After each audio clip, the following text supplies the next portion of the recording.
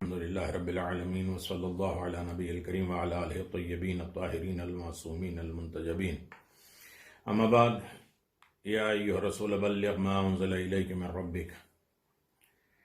عزیزان محترم، خطبہ قدیر کے سلسلے میں آپ حضرات سے گفتگو جاری و ساری ہے۔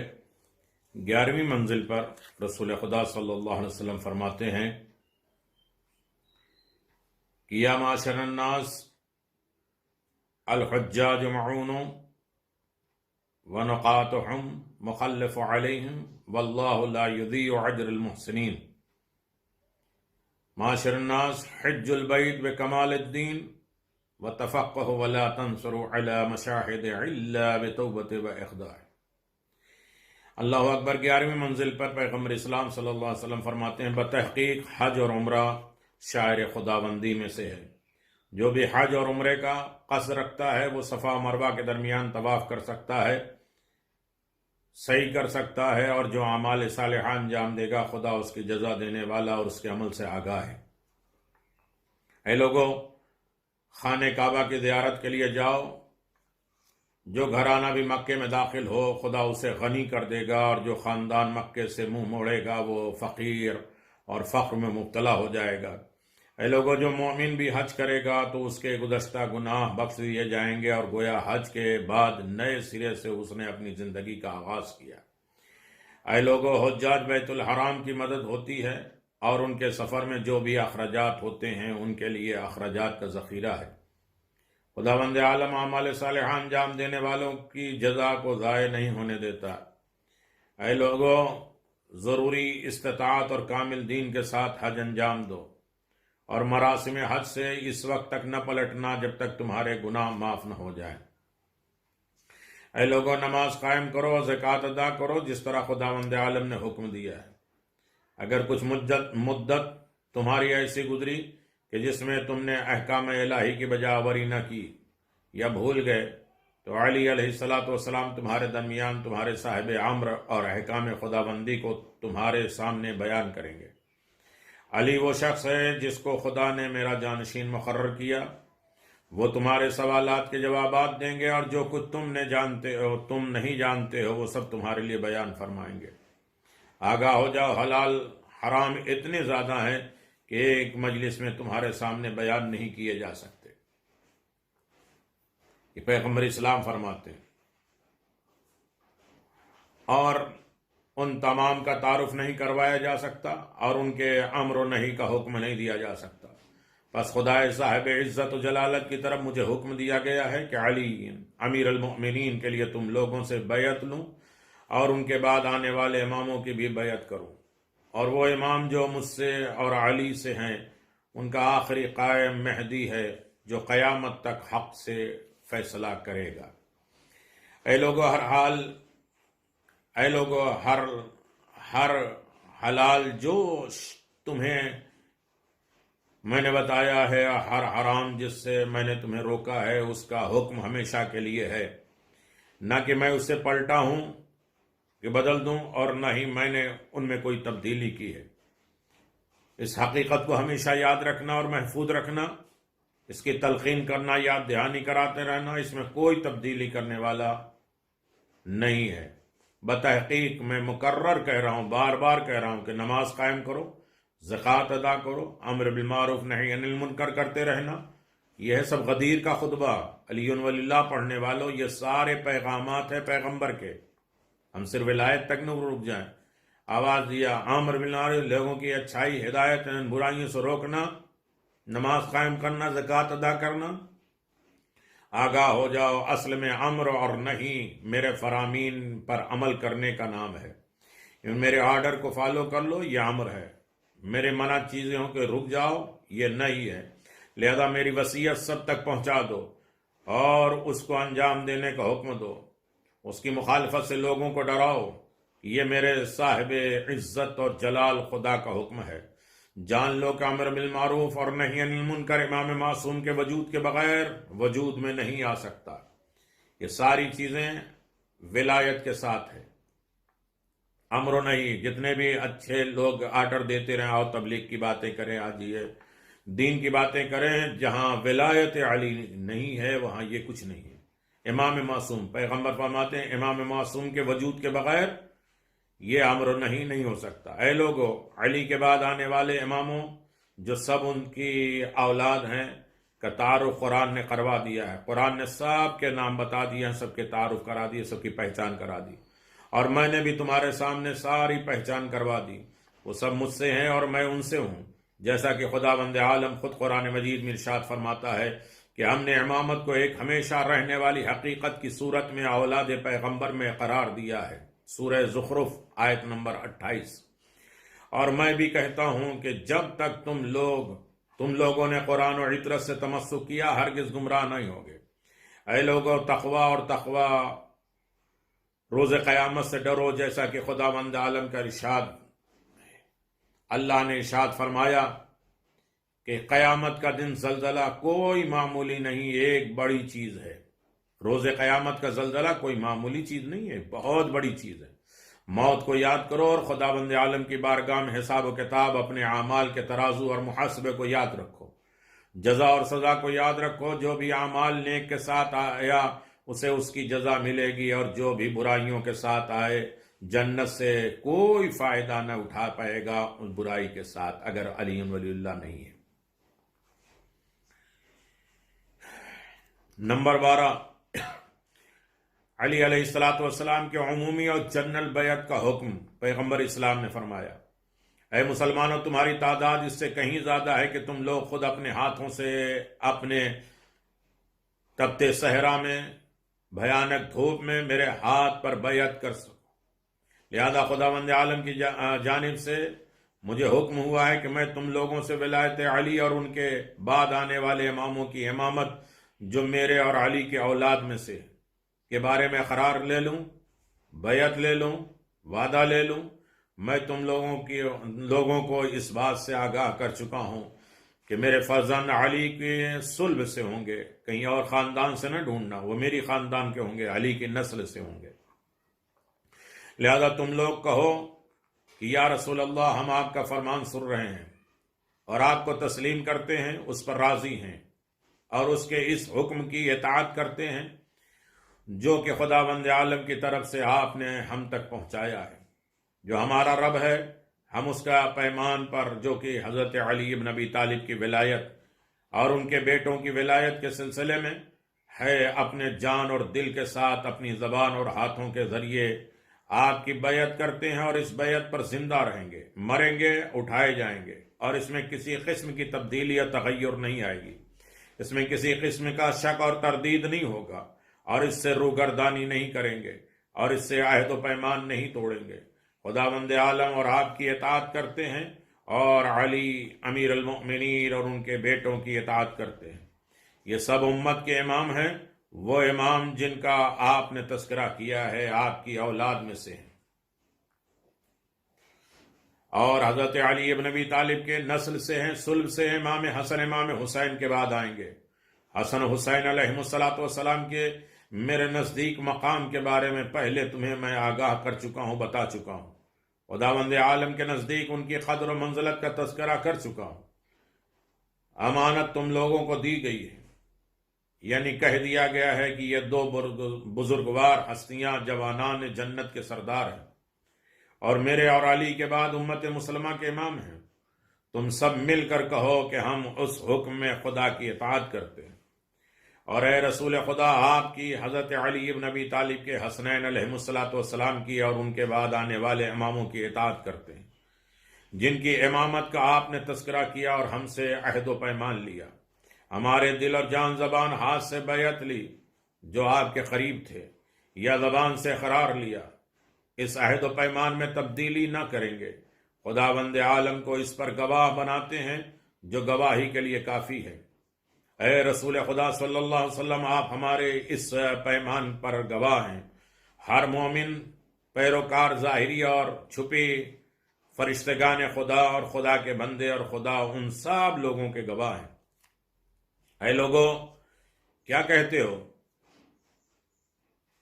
بتحقیق حق یہی ہے کہ خدا کی زبان سے نکلی ہوئی ہر آواز دل میں موجود ہر نیت سے آگاہ ہے، لہذا جو بھی ہدایت کے راستے پر چلے گا اس نے اپنے ساتھ بھلائی کی، اور جو گمراہ ہو گیا اس نے اپنے آپ کو ہلاکت میں ڈال دیا۔ جو اپنے امام کی بیعت کرے اس نے خداوند عالم کی بیعت کی، اور جس کی قدرت تمام قدرتوں پر حاوی ہے۔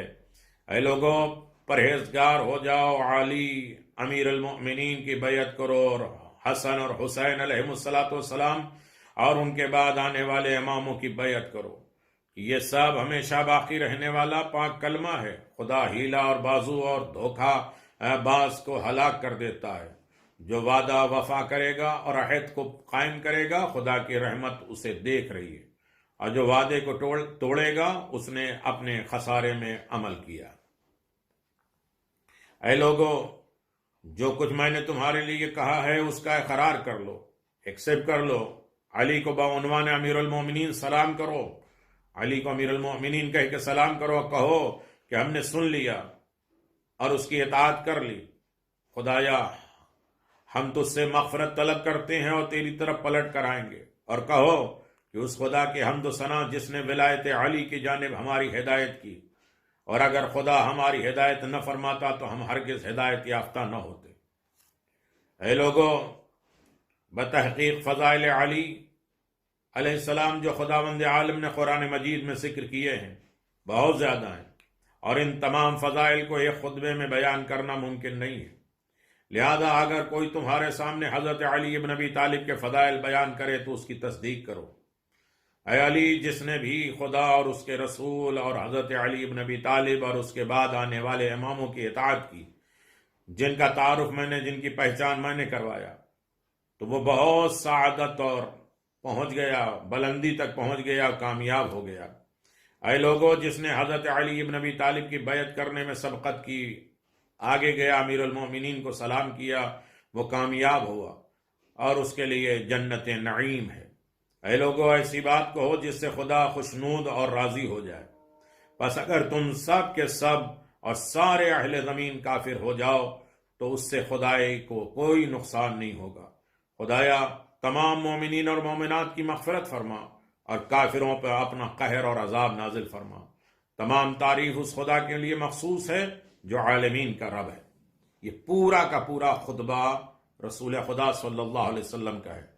جو لوگ اس خطبے کو دیکھنا چاہتے ہیں، احتجاج جلد نمبر 1 صفحہ نمبر 66، طبرسی اقبال الاعمال صفحہ 455، کتاب الیقین باب 137، التحسین باب 29، روضۃ الواعدین صفحہ 89، البرہان جلد 1، اثبات الہدایہ جلد 3، بہار الانوار جلد 37، کشف المحم 51، تفسیر صافی، مدارک کی کتاب روش مناظر حضرت امیر المؤمنین، دوستان و دشمن میں بھی ذکر ہے۔ ان تمام حوالوں کے ذریعے اگر ہم نے ولایت کو سمجھا، ولایت کو جانا، ولایت کی پیروی کی، تو یقیناً ہم ہمیشہ کامیاب اور کامران رہیں گے۔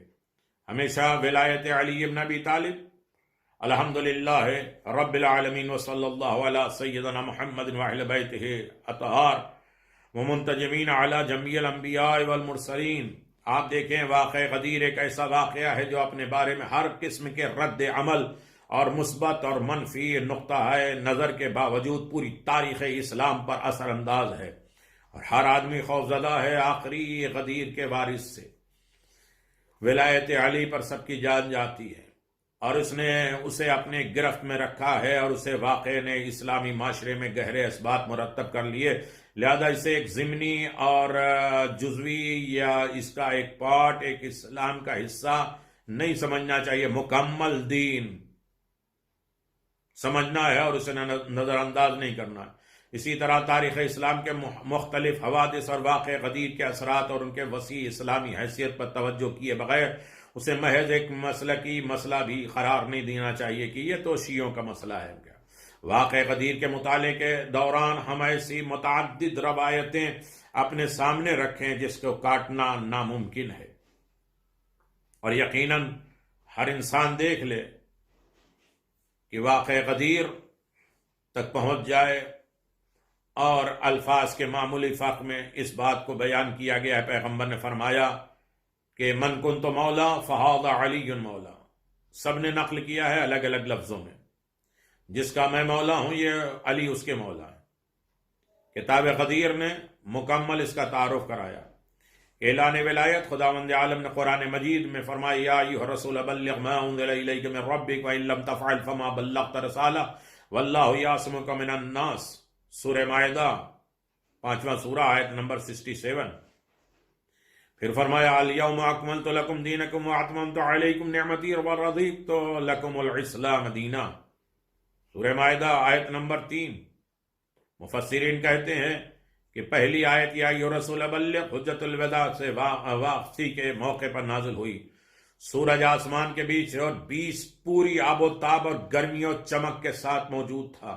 خدا کی طرف سے پیغمبر پر وحی آئی یا ایھا الرسول بلغ ما انزل الیک من ربک، اے میرے پیغمبر پہنچا دو۔ یہ حکم کیا تھا؟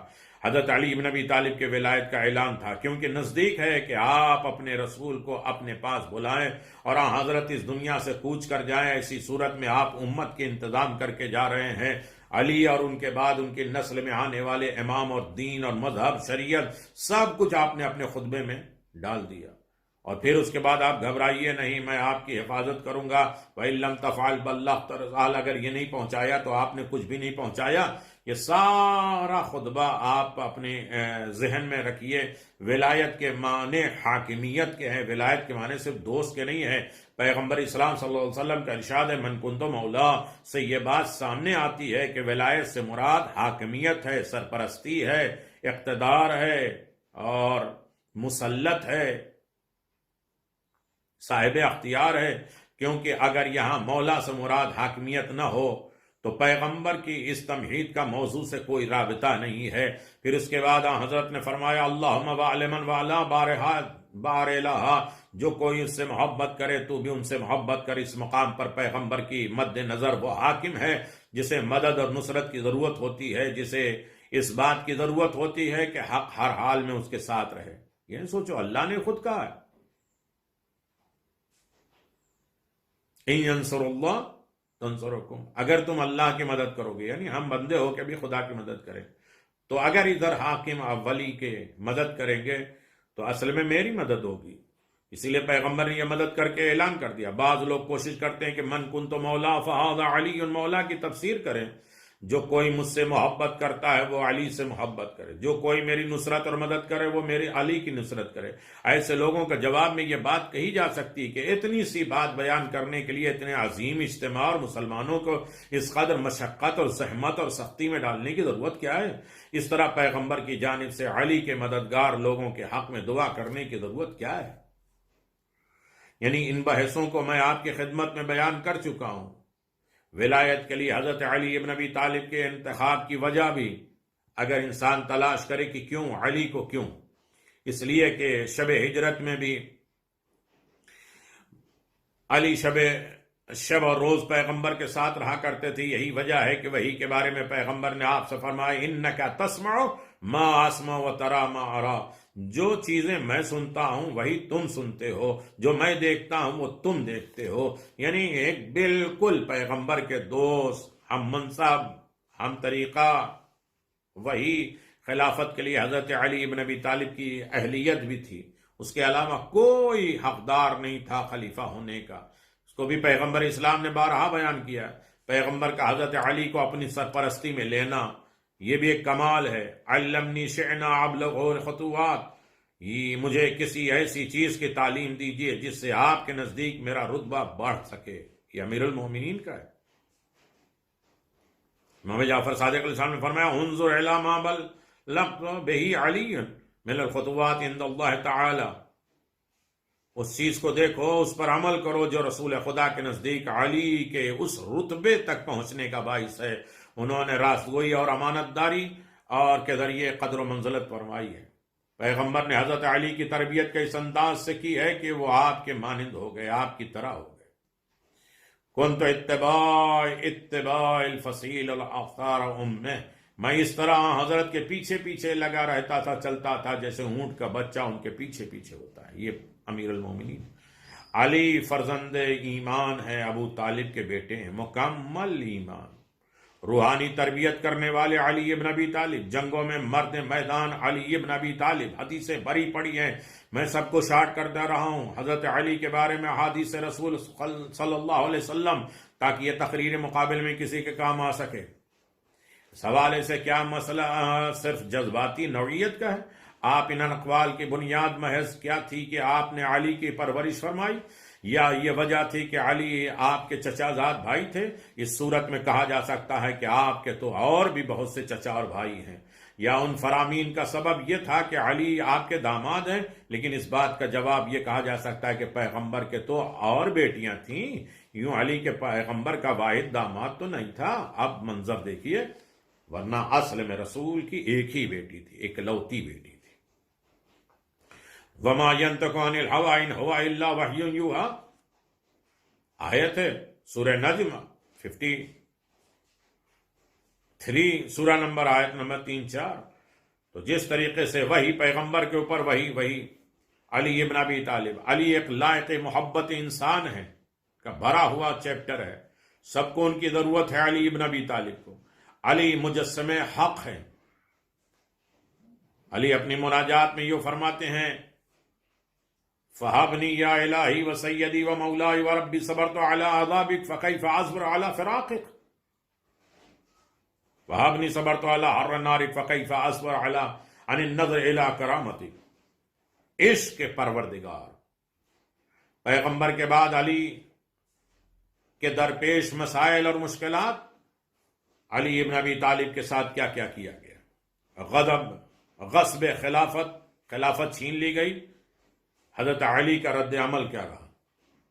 یہ چونکہ اس موضوعات میں آتے ہیں لیکن ڈیٹیل نہیں ہے، صرف اشارے، اور اس کے بارے میں بھی سوال نہیں ہوگا۔ علی اسلام اتحاد کے علمدار تھے۔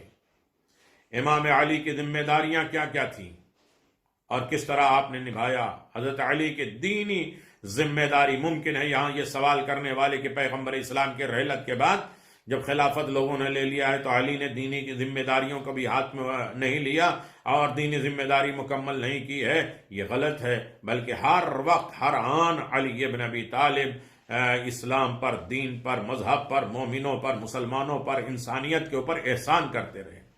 اگر علی خلیفہ اس زمانے میں ہوتے تو کہتے ہیں لا ولی علی لحملہ علی المحبت البیضاء، اگر علی اسلامی معاشرے کے حکمران ہوتے تو وہ معاشرے کو سعادت اور خوشبختی کی طرف لے جاتے۔ بعد رسول ان کے ساتھ علی ابن ابی طالب کے ساتھ کیا کیا گیا؟ حضرت علی ابن ابی طالب کی ولایت لوگوں پر حاکمیت نہیں، ایک الہی فریضہ ہے، یہ تھوپی نہیں گئی ہے، اللہ کی طرف سے ایک فریضہ، ایک ڈیوٹی ہے جو امیر المؤمنین کو اللہ نے چن لیا۔ رسالت کی فکری تحریک کے جاری رہنا حکومت سے زیادہ اہم ہے۔ پیغمبر کے تمام معاملات کو اسی طریقے سے علی ابن ابی طالب نے باقی رکھا۔ علی کی شخصیت کا مطالبہ صرف ایک تاریخی شخصیت کے مطالعے تک محدود نہ رکھا جائے، کہ بلکہ ان کی زندگی کا مطالعہ اس انداز سے کرنا چاہیے کہ علی کی زندگی فکری اور معنوی اعتبار سے آج کے انسانوں کے مددگار ہے۔ ہماری ترقی اور ارتقاء کا راستہ یہی ہے کہ ہم اپنی فکر، اپنی سیاست، اپنے اقتصاد، اپنے سماج انتظام میں علی ابن ابی طالب کا ساتھ دیں۔ حضرت علی ابن ابی طالب سے سچی وابستگی، ہمیں چاہیے کہ حضرت علی کی پیش کردہ اقدار، ان کے حکومت، ان کے نقش قدم پر چلیں اور ان کی نصیحت کو پر عمل کریں، ان کو عزیز اور اصولوں کے پابندی کے ساتھ ان سے وابستگی اختیار کریں۔ اس بارے میں ارشاد خدا ہے اِنَّا أَوْلَى النَّاسَ بِالْأَنْبِيَاءِ أَعْلَمُ بِمَا جَاءُوا بِهِ، انبیاء سب سے زیادہ قریب لوگ ہوتے ہیں جو ان کی لائی ہوئی تعلیمات سے سب سے زیادہ باخبر ہیں۔ نہج البلاغہ میں خود امیر المومنین نے فرمایا۔ اللہ اکبر۔ سورہ آل عمران میں پروردگار کہتا ہے 68 میں، یقیناً ابراہیم سے قریب تر لوگ وہ ہیں جو ان کی پیروی کرتے ہیں، یہ لوگ پیغمبر اور صاحبان ایمان ہیں، یعنی علی ابن ابی طالب کی پیروی کرنا ہر انسان کے لیے لازم ہے، ضروری ہے، واجب ہے۔ اپنی زندگی کو ولایت حقہ کے مطابق ڈھالنا چاہیے۔ یہ اس بات کی علامت ہے کہ ہم علی ابن ابی طالب علیہ السلام کے مطیع و فرما بردار بنیں، علی ابن ابی طالب علیہ السلام کے حکم پر عمل کریں، یہ ہماری طرف سے نہیں، حکم الہی ہے، پیغمبر کا حکم ہے، اور اس کے اوپر پیغمبر نے ایگریمنٹ بھی لیا، عہد بھی لیا اور وعدے بھی کیے، اور پورا دین، پورا مذہب بتایا پیغمبر نے، نماز سے لے کر اس نے سلوک اور اچھائیوں اور خوبیوں تک۔ آخر دعوانا ان الحمدللہ رب العالمین وصلی اللہ علی محمد وآل محمد وعجل فرج علی۔ السلام عليكم أئمة الهدى ورحمة الله وبركاته. أستودعكم الله وأقرأ عليكم السلام. آمنا بالله وبالرسول وبما جئتم به ودللتم عليه. اللهم فاكتبنا مع الشاهدين.